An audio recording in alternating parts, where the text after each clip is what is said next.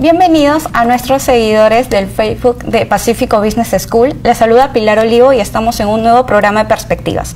En esta ocasión vamos a tocar un tema que está en la agenda nacional y también internacional, que es acerca de los retos laborales que enfrentan las mujeres aquí.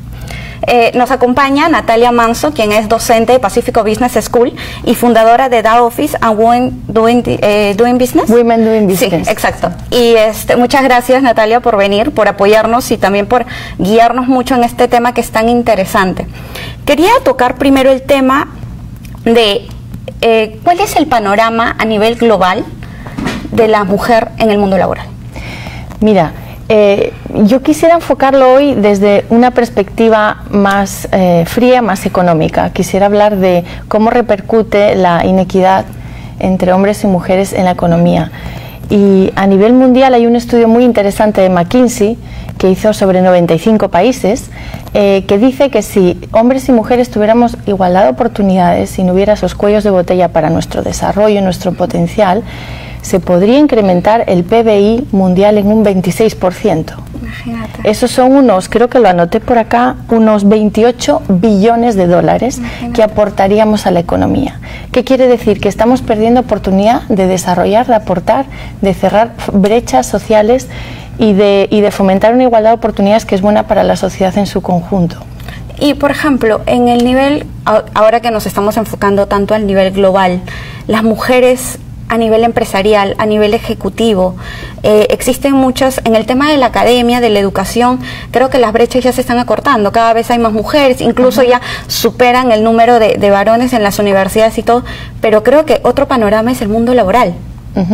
Así es, se está produciendo un avance muy acelerado en la academia, pero luego el mercado laboral no está absorbiendo eso que desde la academia estamos poniendo en el mercado y ese cuello de botella sobre el que hay que trabajar y en eso creo que las empresas pueden aportar mucho con políticas activas de equidad.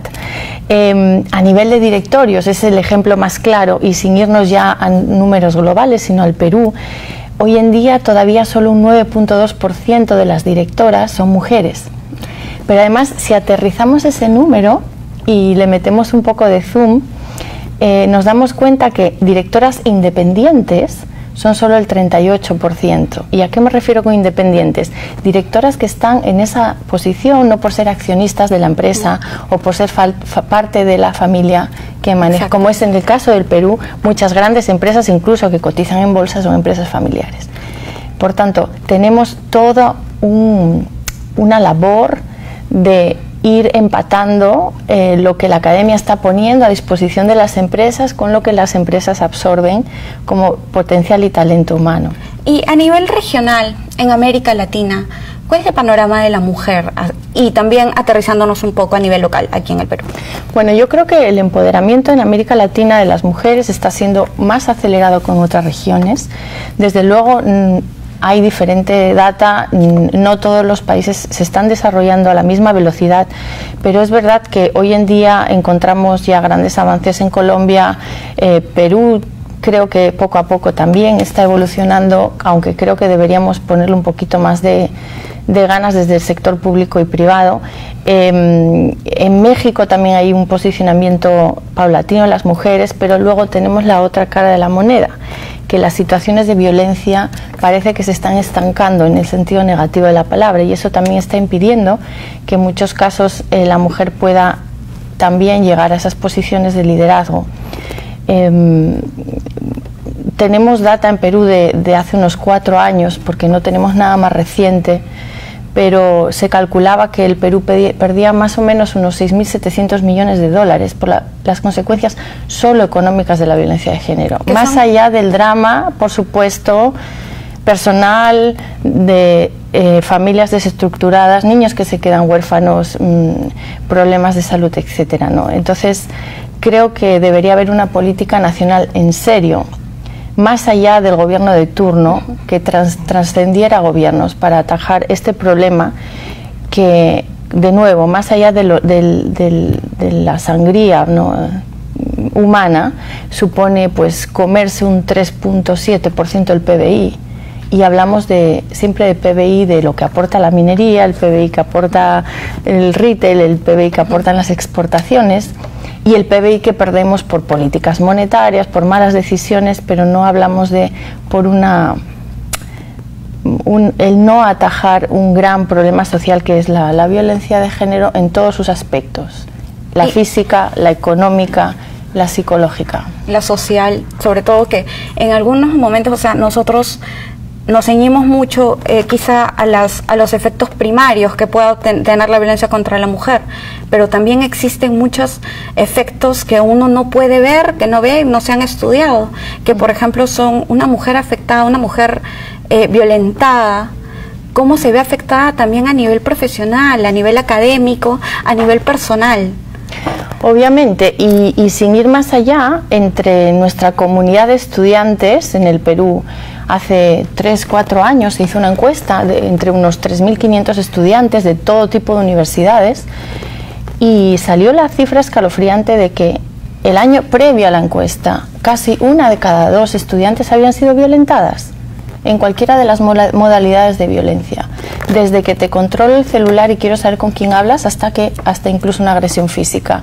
Eso supone unos 21 o 22 días lectivos perdidos por alumno, y no estoy entrando estoy hablando de una manera muy fría, no estoy entrando en el drama personal, que es muy fuerte. Exacto. Pero más allá de eso, son cosas que están entre nosotros en el día a día. Creo que nadie puede decir que no ha conocido a un colega de trabajo o a un estudiante que no sufre esta situación, y creo que es el momento de que todos tomemos un rol más activo en potenciar políticas dentro de la academia, dentro del sector privado y también desde el sector público, que prevengan que esto continúe, porque es una situación realmente insostenible. Y como tú estabas comentando, la creación y la generación de nuevas políticas dentro de las empresas, tanto en el sector público, pero justo a eso iba la siguiente pregunta: ¿qué tan importante es el papel de un jefe, de un directorio también, quienes son los encargados de dirigir la empresa, tanto no a nivel económico, numérico y de resultados, sino también a nivel del ambiente en el que están trabajando todos sus empleadores, de cómo desempeñan sus tareas? ¿Cuál es el papel que cumplen ellos? Mira, la presencia de las mujeres en posiciones de liderazgo o en los directorios no necesariamente implica una mejor toma de decisiones, aunque la data gruesa dice que sí, pero caso por caso quizás habrá gente más competente, menos competente. Pero cierto es, si 4 de cada 10 empresas que cotizan en la bolsa de valores, que tienen los mayores estándares, los mejores estándares de gobierno corporativo, de gestión de impacto social, de gestión de impacto ambiental, gestión de riesgo financiero, solo 4 de cada 10 cotizadas tienen al menos una mujer, y en la mayoría de los casos hablamos de solo una. ¿Qué tanta apertura de perspectiva podemos tener en la toma de decisiones a la hora de abordar un problema como este? Va a ser una perspectiva muy limitada. Pero sí es verdad, y hay que ver la parte positiva, se están tomando iniciativas. Hay empresas que ya se están incluso certificando. Existe un certificado que se llama Empresa Libre de Violencia de Género. Es una gran iniciativa, es una gran motivación para las empresas. Así es. Y ese certificado implica, entre otras cosas, que la empresa monitoree la situación de violencia de sus colaboradores, prevenga, sensibilice, y cuando hablamos de sensibilizar, a todos y a todas. Es decir, de nada sirve que las mujeres nos juntemos a hablar sobre violencia si no involucramos a los hombres, porque ellos son parte necesaria de la solución. Y creo que hoy en día hay muchos jóvenes que están tan indignados como nosotras con la situación y que quieren ser partícipes de buscar una solución integral, porque tienen hermanas, tienen hijas, tienen esposas, y porque además simplemente no piensan así, no están de acuerdo con eso. Entonces ya hay buenas prácticas, ya hay empresas, hay modelos a seguir, y yo creo que ya es un tema de voluntad. La empresa que hoy realmente quiere tomar un rol más activo contra la violencia puede hacerlo porque ya existen precedentes. Y desde el Estado, obviamente, también tenemos países, políticas ya testeadas en otras geografías no tan lejanas, con las que nos podemos sentir cómodos en la región, que están dando resultados. Por tanto, creo que, bueno, yo insto desde luego siempre al Estado y a las empresas a que se animen a conversar, que se junten con nosotros, con la academia también, a buscar soluciones multidisciplinares, y estamos todos para sumar, porque al final de esto se va a beneficiar la economía, las familias, las personas, nuestras estudiantes también. Justo antes de empezar el programa, tú me mencionabas un tema muy importante, que era el tema del emprendimiento. ¿Cuál es y qué es lo que viven las emprendedoras, las mujeres emprendedoras, sobre todo aquí en el Perú? Nos estábamos dando cuenta de que los estudios no son muy actualizados, los estudios que podrían demostrarnos si hemos mejorado, si hemos empeorado, pero ¿cuáles eran esas cifras que tú nos estabas señalando acerca de que las mujeres se ven afectadas a nivel empresarial, incluso en sus propios emprendimientos, que generalmente es algo que motiva mucho a una persona, a tener tu propio negocio? ¿Cómo se ve empañado por este tipo de violencia? Bueno, Perú es un país de mujeres trabajadoras y proactivas. A nivel de emprendimiento es el país de la región con más mujeres emprendedoras, un 56%, es decir, de cada 100 emprendimientos, 56 llevan nombre de mujer. En algunos casos es emprendimiento por necesidad, en otros casos es emprendimiento vocacional, hay un poco de todo, pero es cierto que hay dos factores aquí que afectan. Uno, que es una realidad objetiva, las mujeres realizamos más o menos al mes 37 horas más de trabajo en total, y de ese trabajo el 52% es no remunerado.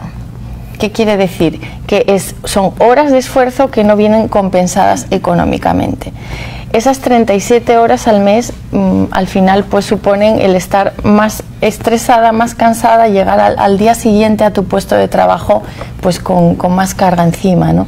Entonces eso puede afectar a nuestro rendimiento, se puede afectar a ser percibidas como que nosotras nos tenemos que ir a nuestra hora a casa porque tenemos un segundo trabajo en la casa, y yo creo que afortunadamente eso sí está cambiando porque los jóvenes coparticipan más en la casa, pero de todas maneras creo que tanto desde la academia, desde la empresa y desde el Estado podemos hacer más por promover una copaternidad donde el hombre y la mujer sean partícipes de todas las responsabilidades que conlleva la casa, los hijos y las tareas domésticas. Eso de un lado.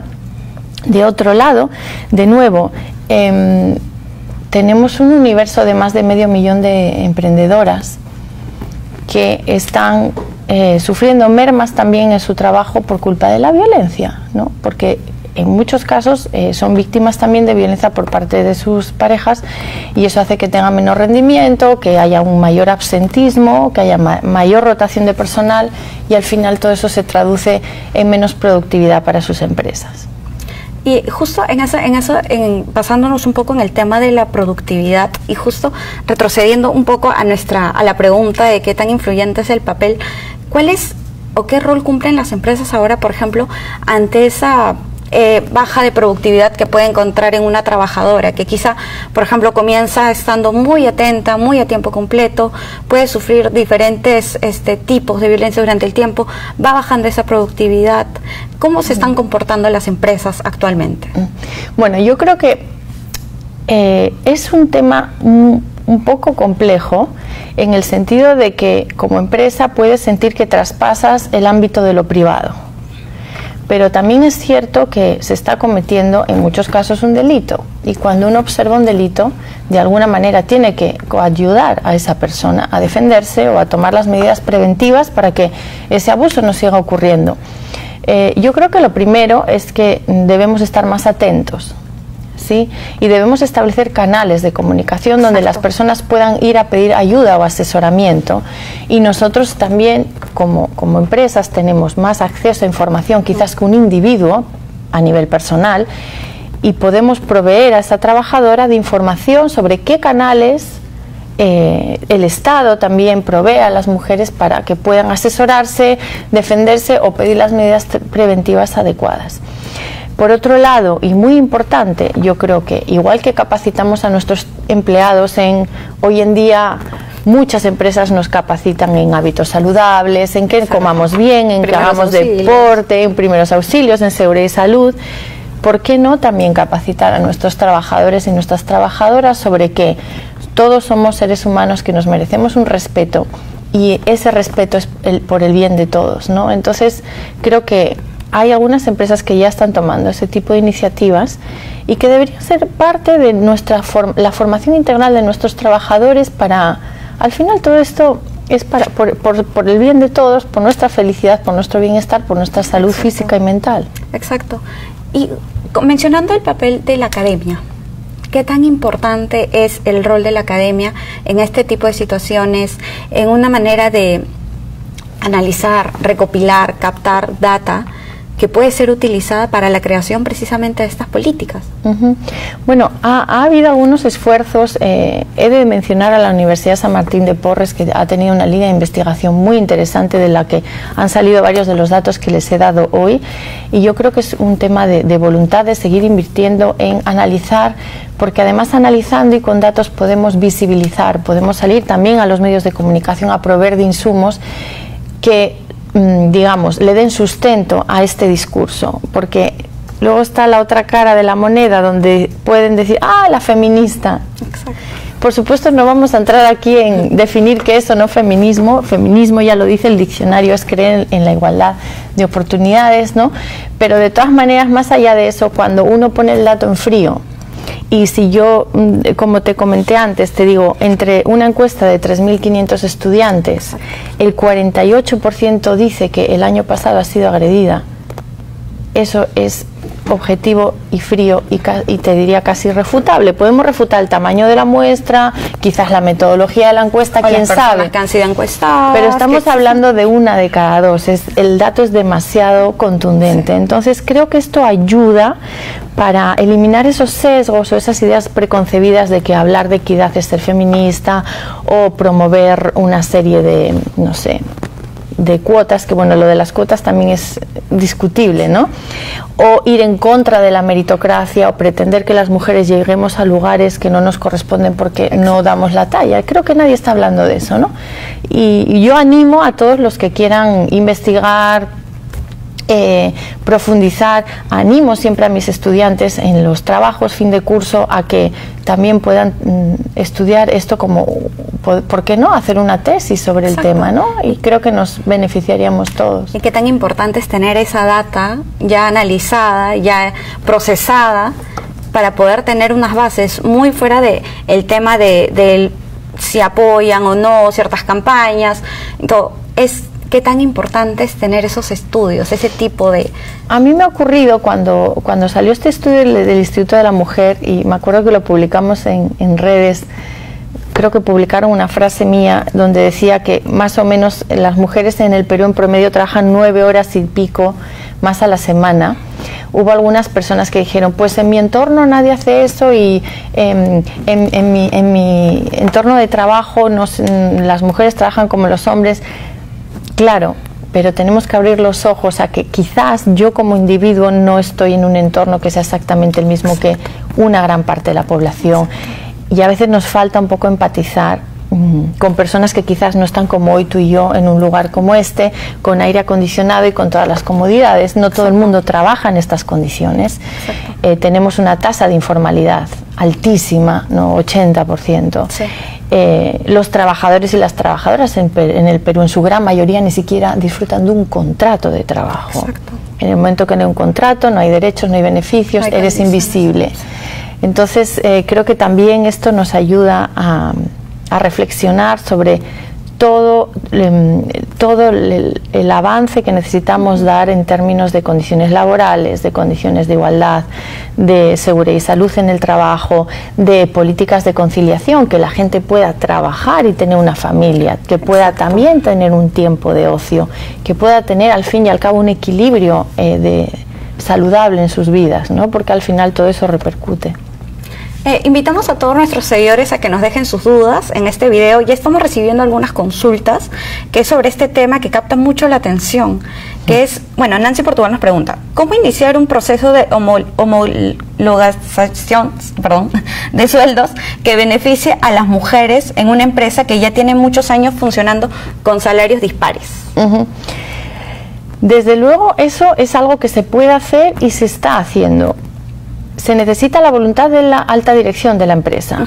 Desde luego, si la alta dirección no determina una política de equidad salarial, eso no va a suceder.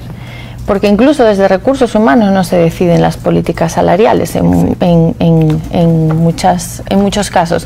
Pero lo que hay que hacer primero es un análisis de por qué se están produciendo esas diferencias salariales. Son decisiones arbitrarias, son, digamos, diríamos, inercias históricas en la empresa por la que no se sabe en qué momento y toda la vida se pagó diferente y era así, y nadie se paró a pensar 2 minutos el por qué. Entonces hay que analizar la raíz de por qué existe esa inequidad salarial y abordar esos problemas o esa raíz, el por qué, y tomar la decisión de tener unos indicadores de performance, de rendimiento, que haga que se evalúe a hombre y mujer en igualdad de condiciones. En algunos puestos es más fácil porque son puestos quizás más operativos, con un tipo de trabajo más rutinario, en el que no hay un sueldo variable, y entonces es igual categoría profesional, igual sueldo. Exacto. Cuando ya existe una componente variable en el salario, es donde hay que afinar bien indicadores de performance que sean objetivos. Es decir, tú eres mejor, has vendido más que yo este año, por tanto te llevas mayor bono, ¿no? Eres más puntual que yo. Has traído ideas innovadoras a la empresa, y independientemente de tu género, de tu origen socioeconómico, de tu etnia, de tu orientación sexual, de tus ideas políticas o religiosas, ¿no? ¿Y qué tan importante es eso también, no? El tema de que la empresa haga frente a este problema, o sea, que quizá no se ponga una venda en la que digan, bueno, no, aquí sí hay una diferencia salarial, pero prefiero no tocar el tema porque me resulta un poco incómodo. En muchos casos hay diferencias salariales que ni siquiera se han mapeado, o sea, se sabe que hay, pero no se sabe si estamos hablando de un 5%, un 30%, y hasta que no entras a analizar, y eso desde las áreas de recursos humanos tienen los datos, es un procesamiento de datos, ¿no? Entonces eso es relativamente sencillo para ver si realmente esa brecha es una percepción de las personas que trabajan ahí o es real, y cuán real es, y de repente no es en todas las áreas de la empresa, es solo en algunas, ¿no? Eso también ocurre. Perfecto. Nos está dejando otra pregunta, que es, ¿qué pueden hacer las mujeres contra el famoso techo de cristal? Nosotras, ¿qué podemos hacer? Yo creo que reformularía esa pregunta y diría, ¿qué podemos hacer todos contra ese techo de cristal? Existe una iniciativa de Naciones Unidas que se llama He for She, que a mí me gusta mucho, porque son hombres que se pronuncian a favor de la equidad de género y que hacen una especie de declaración donde dicen, yo desde mi puesto de trabajo, desde mi rol, desde mi posición en la vida, voy a hacer lo posible para facilitar que las mujeres de mi entorno tengan igualdad de oportunidades, ¿ya? Sea un operario, sea un ejecutivo, sea, no sé, un papá, todos tenemos un rol activo.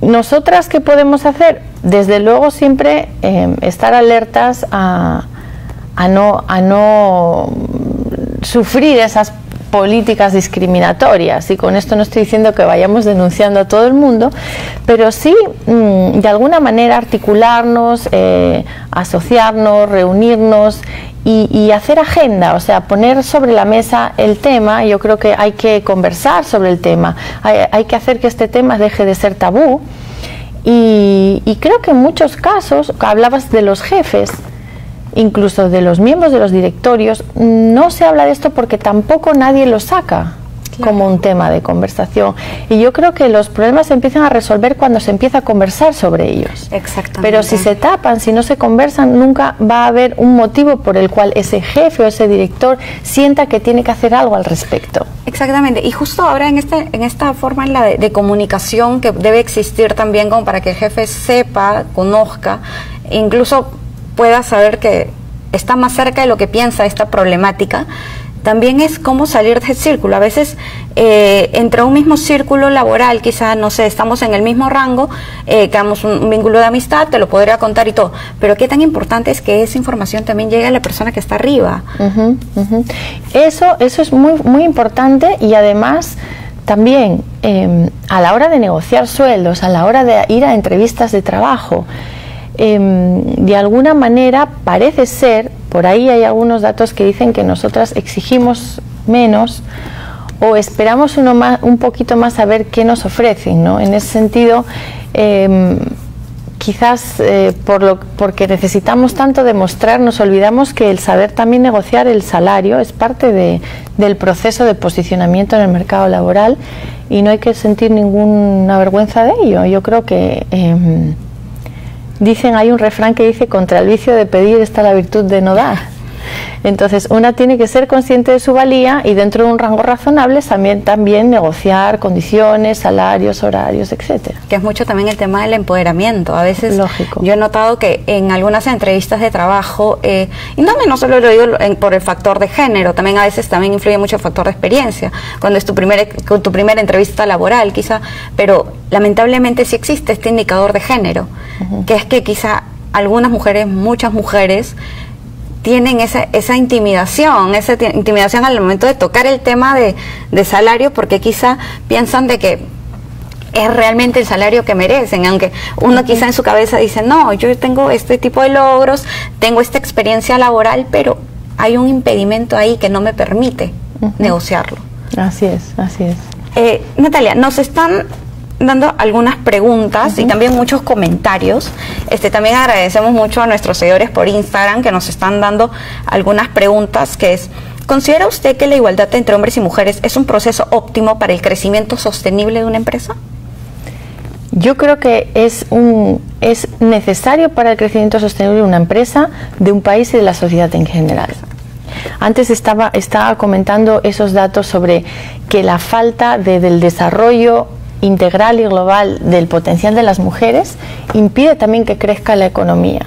Y además esto no es un y si las mujeres crecen, los hombres decrecen. Si las mujeres se insertan más en el mercado laboral, los hombres salen fuera. No, es hacer crecer el pie, no repartirse el pie existente. Sin duda, hay una correlación entre equidad de género y desarrollo de los países. Los países que tienen niveles de desarrollo bajos suelen ser países inequitativos, pero ya no solo en términos de género, en términos también sociales. Son países donde suele haber más clasismo, más racismo, ¿verdad? Entonces todo va de la mano. Creo que un entorno laboral donde tú sientas que independientemente de dónde vengas o quién eres, puedes progresar en base a ciertos méritos, cierto esfuerzo, es un ambiente donde el talento se va a desarrollar y donde los mejores profesionales van a querer trabajar. Y también esto se puede ver. Yo creo que hay que dar siempre argumentos para los convencidos y para los escépticos, pero cuando son argumentos económicos creo que nos valen para los dos. Hoy en día todos los empresarios nos quejamos de que se nos va la gente, que mucha rotación, que cómo retengo a los millennials, que no sé lo que quieren, que se me van, que no, que se aburren rápido. Bien, señores, pues entonces hagamos que seamos también una empresa atractiva para contratar mujeres con talento. Entonces nosotros como empleadores haremos de la equidad una ventaja competitiva. Entonces ahora pues ya es el Great Place to Work y también el Great Place to Work for Women. Entonces yo como mujer talentosa que el mercado me quiere contratar porque valgo mucho, porque soy una persona muy competente, tengo la capacidad de decidir si me voy contigo o contigo. Pero si yo sé que tú eres un buen empleador, donde yo por ser mujer no voy a tener ningún tipo de cortapisa, ¿con quién me voy a ir? A igualdad de sueldo contigo. Incluso te diría, si tú tienes buenas políticas de equidad, buenas políticas de conciliación, por ejemplo, incluso estaría, creo, dispuesta a sacrificar un poquito de la parte económica por irme con un empleador que me ofrece un paquete más integral de desarrollo. Exacto. Como profesional. Y qué tan importante es eso también. Y a nivel de la academia, las universidades, justo estamos viendo este tema de propuestas y estrategias que pueden tener los empresarios para ser más atractivos. ¿Qué podría hacer también la universidad, que en algunos casos, por ejemplo, enfrentan estas brechas de carreras que algunos catalogan como para hombres y otros catalogan como para mujeres? Bueno, yo creo que tenemos que hacer más pedagogía en el sentido de promulgar que para ser un ingeniero electromecánico no tienes que poder cargar, no sé, una máquina a tu espalda, que no va de eso, ¿no? Creo que siempre es positivo también visibilizar modelos, o sea, que nuestras alumnas egresadas de carreras técnicas salgan a los medios de comunicación, hablen con otros alumnos, de repente deberíamos hacer alguna especie de roadshow, ¿no? Para decirle a las chicas, anímense, ¿no? Y puede ser física, puede ser geóloga, puedes ir tantamina a trabajar a 4.000 metros de altura, ¿no es cierto? Exacto, o sea, ya creo que aquí ya nos vamos más que una campaña de marketing que busca atraer alumnos, sino es como que ser atractivos y decir, mire, somos un lugar en el cual se puede tener una equidad de género en tanto a nivel profesional, personal y social. Mira, yo precisamente como comentabas, yo soy fundadora de Women Doing Business, que es una iniciativa para visibilizar la contribución de las peruanas a la economía, es decir, qué tanto aportamos al PBI desde todos los sectores. Y hemos tenido varios eventos temáticos, el último ha sido sobre mujeres y la industria del turismo. Y estuvo la gerente de LATAM y nos contaba de cuántas pilotas, mecánicas, técnicas ya tienen en planilla, que los puestos de liderazgo ya son como 2 de cada 3 en manos de mujeres. Y el ver a una señora arreglando un motor de un avión y ver un video y ponen esas pepas publicitarias, incentiva a venga a trabajar a la aerolínea, porque nosotros sí tenemos un sitio para ti, seas mecánica, seas pilota, seas, ¿no?, electricista, no sé.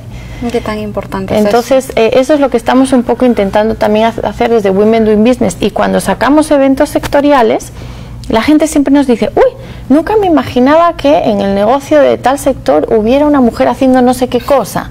No, pues sí las hay, pero quizás no estamos dándoles el foco o la visibilidad para que cuenten su historia.